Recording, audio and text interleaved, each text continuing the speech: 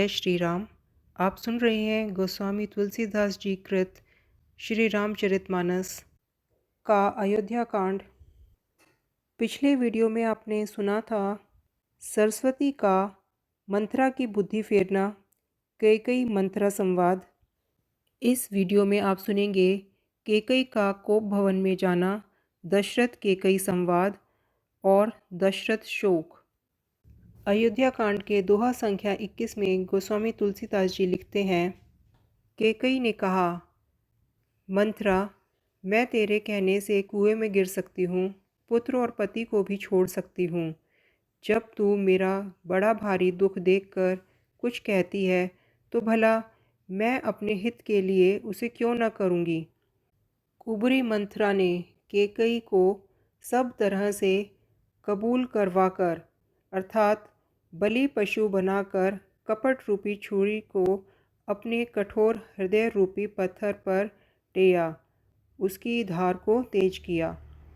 रानी कैकई अपने निकट के दुख को नहीं देख पा रही थी।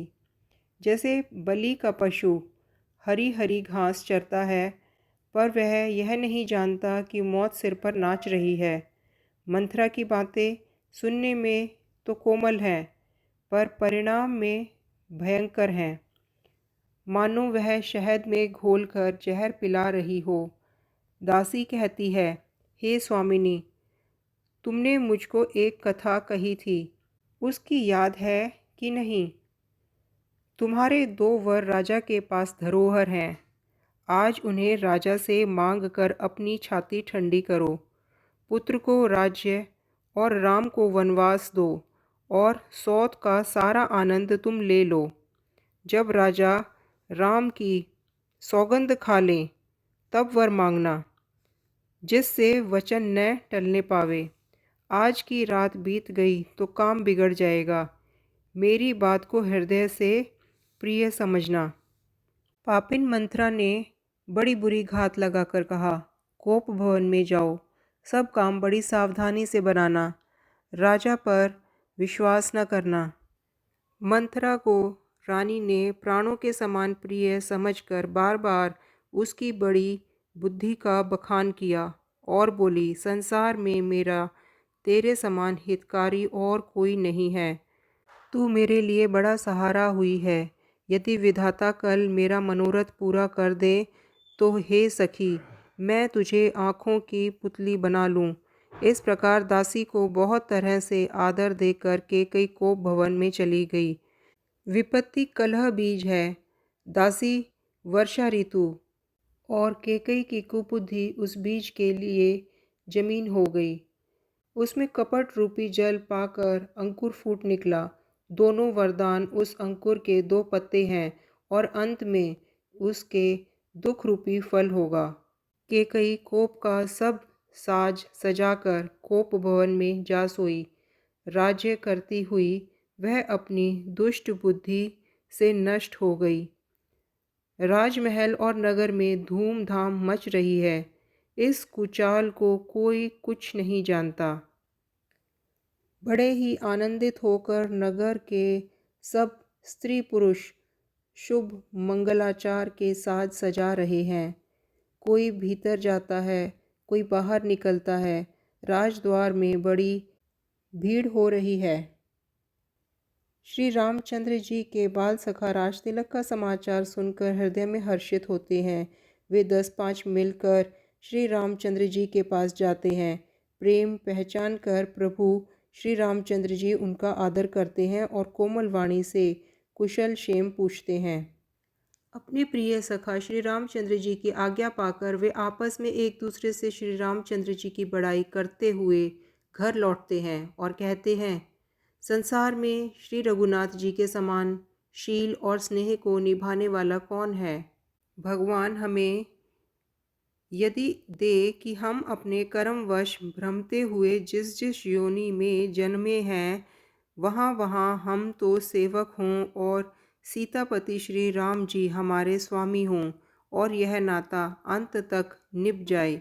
नगर में सबकी ऐसी ही अभिलाषा है, परंतु कैकई के हृदय में बड़ी जलन हो रही है। कुसंगति पाकर कौन नष्ट नहीं होता। नीच के मत के अनुसार चलने से चतुराई नहीं रह सकती। संध्या के समय राजा दशरथ आनंद के साथ कैकई के महल में गए। मानो साक्षात स्नेह ही शरीर धारण कर निष्ठुरता के पास गया हो। कोप भवन का नाम सुनकर राजा सहम गए। डर के मारे उनका पांव आगे को नहीं पड़ता। स्वयं देवराज इंद्र, जिनकी भुजाओं के बल पर अर्थात राक्षसों से निर्भय होकर बसता है, और संपूर्ण राजा लोग जिनका रुख देखते रहते हैं, वही राजा दशरथ स्त्री का क्रोध सुनकर सूख गए। कामदेव का प्रताप और महिमा तो देखिए, जो त्रिशूल, वज्र और तलवार आदि की चोट अपने अंगों पर सहने वाले हैं, वे रतिनाथ कामदेव के पुष्प बाण से मारे गए। राजा डरते डरते अपनी प्रिय कैकेयी के पास पहुँचे। उसकी दशा देखकर उन्हें बड़ा ही दुख हुआ। कैकेयी जमीन पर पड़ी है, पुराना मोटा कपड़ा पहने हुए है, शरीर के नाना आभूषणों को उतार कर फेंक दिया है। उस दुर्बुद्धि कैकेयी को यह कुवेश्ता ऐसे फबती है जैसे विधवापन की सूचना दे रही हो। राजा उसके पास जाकर कोमल वाणी से बोले, हे प्राण प्रिय, किस लिए रूठी हुई हो। यह कहकर राजा उसे हाथ से स्पर्श करते हैं तो वह उनके हाथ को झटका कर हटा देती है और ऐसे देखती है मानो क्रोध में भरी हुई नागिन क्रूर दृष्टि से देख रही हो। दोनों वरदानों की वासनाएं और नागिन की दो जीभें हैं, दोनों वरदान दांत हैं। वह काटने के लिए मर्म स्थान देख रही है। तुलसीदास जी कहते हैं कि राजा दशरथ होनहार के वश में होकर इस प्रकार हाथ झटकाने और नागिन की भांति देखने को कामदेव की क्रीड़ा ही समझ रहे हैं। राजा बार बार कह रहे हैं, हे सुमुखी, हे सुलोचनी, हे कोकिलबेनी, हे गजगामिनी, मुझे अपने क्रोध का कारण तो सुना। हे प्रिय, किसने तेरा अनिष्ट किया? किसके दो सिर हैं? यमराज किसको लेना चाहते हैं? कह, किस कंगाल को राजा कर दूं, या किस राजा को देश से निकाल दूं? तेरा शत्रु देवता भी हो तो मैं उसे भी मार सकता हूँ। बेचारे कीड़े मकोड़े, सरीखे नर नारी तो चीज़ ही क्या हैं। हे सुंदरी, तू तो मेरा स्वभाव जानती ही है कि मेरा मन सदा तेरे मुख रूपी चंद्रमा का चकोर है। हे प्रिय, मेरी प्रजा, कुटुंबी, सर्वस्व, संपत्ति, पुत्र, यहाँ तक कि मेरे प्राण भी, ये सब तेरे वश में हैं। यदि मैं तुझसे कुछ कपट करके कहता हूँ तो हे भामिनी, मुझे 100 बार राम की सौगंध है, तू हंसकर अपनी मनचाही बात मांग ले और अपने मनोहर अंगों को आभूषणों से सजा। मौका बेमौका तो मन में विचार कर देख। हे प्रिय, जल्दी इस बुरे वेश को त्याग दे। यह सुनकर और मन में राम जी की बड़ी सौगंध को विचार कर मंदबुद्धि कैकेयी हंसती हुई उठी और गहने पहनने लगी, मानो कोई भिलनी मृग को देखकर फंदा तैयार कर रही हो। अपने जी में कैकेयी को सुहृदय जानकर राजा दशरथ जी प्रेम से पुलकित होकर कोमल और सुंदर वाणी से फिर बोले, हे भीमिनी, नगर में घर घर आनंद के बधावे बज रहे हैं। मैं कल ही राम को युवराज पद दे रहा हूँ, इसलिए हे सुनयनी, तू मंगल साज सजा। यह सुनते ही उसका कठोर हृदय दलक उठा, मानो पक्का हुआ बाल तोड़ फोड़ा छू गया हो। ऐसी भारी पीड़ा को भी उसने हंसकर छिपा लिया, जैसे चोर की स्त्री प्रकट होकर नहीं रोती जिसमें उसका भेद न खुल जाए। राजा उसकी कपट चतुराई को नहीं समझ पाए, क्योंकि वह करोड़ों कुटिलों की शिरोमणि गुरु मंथरा की पढ़ाई हुई है। यद्यपि राजा नीति में निपुण हैं, परंतु त्रिया चरित्र अथाह समुद्र है। फिर वह कपट युक्त प्रेम बढ़ाकर ऊपर से प्रेम दिखाकर नेत्र और मुंह मोड़कर हंसती हुई बोली, हे प्रियतम, आप मांग मांग तो कहा करते हैं, पर देते लेते कभी कुछ भी नहीं। आपने 2 वरदान देने को कहा था, उनके भी मिलने में संदेह है। राजा ने हंसकर कहा कि अब मैं तुम्हारा मतलब समझा। मान करना तुम्हें परम प्रिय है।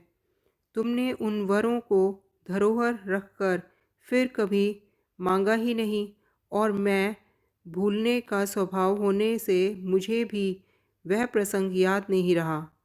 मुझे झूठ मूठ दोष मत दो। चाहे 2 के बदले 4 वर मांग लो। रघुकुल में सदा से यही रीत चली आ रही है कि प्राण भले ही चले जाएं, पर वचन नहीं जाता। असत्य पाप है और सत्य ही समस्त पुण्यों की जड़ है। यह बात वेद पुराणों में प्रसिद्ध है और मनु जी ने भी यही कहा है। उस पर मेरे द्वारा श्री राम जी की शपथ भी मुँह से निकल पड़ी है।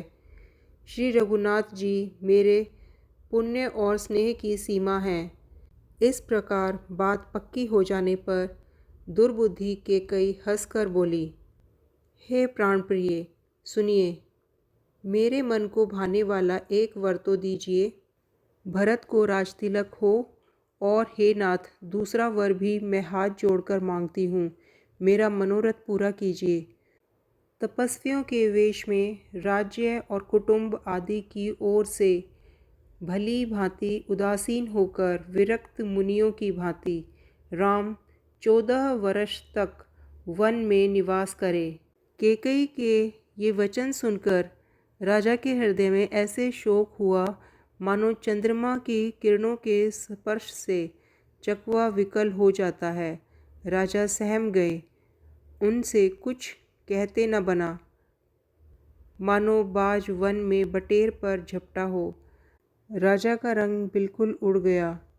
माथे पर हाथ रख दोनों नेत्र बंद करके राजा ऐसे सोचने लगे कि कैकेयी ने अयोध्या को उजाड़ कर दिया और विपत्ति की अचल नींव डाल दी। किस अवसर पर क्या हो गया? स्त्री का विश्वास करके मैं वैसे ही मारा गया जैसे योग की सिद्धि रूपी फल मिलने के समय योगी को अविद्या नष्ट कर देती है। इस प्रकार राजा मन ही मन झींक रहे हैं। राजा का ऐसा बुरा हाल देखकर दुर्बुद्धि कैकेयी मन में बुरी तरह से क्रोधित हुई और बोली, क्या भरत आपके पुत्र नहीं हैं? क्या मुझे आप दाम देकर खरीद लाए थे? क्या मैं आपकी विवाहिता पत्नी नहीं हूँ? जो मेरा वचन सुनते ही आपको बाण सा लगा, तो आप सोच समझकर बात क्यों नहीं करते? उत्तर दीजिए, हाँ कीजिए, नहीं तो नहीं कह दीजिए। आप रघुवंश में सत्य प्रतिज्ञा करने वाले हैं। आपने ही वर देने को कहा था, अब भले ही न दीजिए। सत्य को छोड़ दीजिए और जगत में अपयश लीजिए। सत्य की बड़ी सराहना करके वर देने को कहा था। समझा था कि यह चबेना ही मांग लेगी। राजा शिबी, दधीची और बलि ने जो कुछ कहा, शरीर और धन त्याग कर भी उन्होंने अपने वचन की प्रतिज्ञा को निभाया। कैकेयी बहुत ही कड़वे वचन कह रही है, मानो जले पर नमक छिड़क रही हो। धर्म की धुरी को धारण करके राजा दशरथ ने धीरज धरकर नेत्र खोले था, लंबी सांस ली। प्रचंड क्रोध से जलती हुई कैकेयी सामने इस प्रकार दिखाई पड़ी मानो क्रोध रूपी तलवार नंगी खड़ी हो। कुबुद्धि उस तलवार की मूठ है, निष्ठुरता धार है। राजा ने देखा कि यह तलवार बड़ी ही भयानक और कठोर है और सोचा, क्या सत्य ही यह मेरा जीवन लेगी? राजा अपनी छाती कड़ी करके बहुत ही नम्रता के साथ कैकेयी को प्रिय लगने वाली वाणी बोले, हे प्रिय, विश्वास और प्रेम को नष्ट करके ऐसे बुरी तरह के वचन कैसे कह रही हो? मेरे तो भरत और रामचंद्र दो आँखें हैं। यह मैं शंकर जी को साक्षी देकर सत्य कहता हूँ। मैं अवश्य सवेरे ही दूत भेज दूँगा। दोनों भाई भरत शत्रुघ्न सुनते ही तुरंत आ जाएंगे। अच्छा दिन, शुभ मुहूर्त सुधवा कर सब तैयारी करके डंका बजाकर मैं भरत को राज्य दे दूँगा। राम को राज्य का लोभ नहीं है और भरत पर उनका बड़ा ही प्रेम है। मैं ही अपने मन में बड़े छोटे का विचार करके राजनीति का पालन करते हुए बड़े को राज तिलक देने जा रहा था। जय श्री राम। भक्तजनों, आगे की कथा सुनने के लिए देखिए वीडियो का अगला अंक। श्री राम जी की कथा लिखने, पढ़ने, सुनने और प्रचार करने वाले सभी को प्रभु सद्बुद्धि दें, सबका कल्याण हो। जय श्री राम।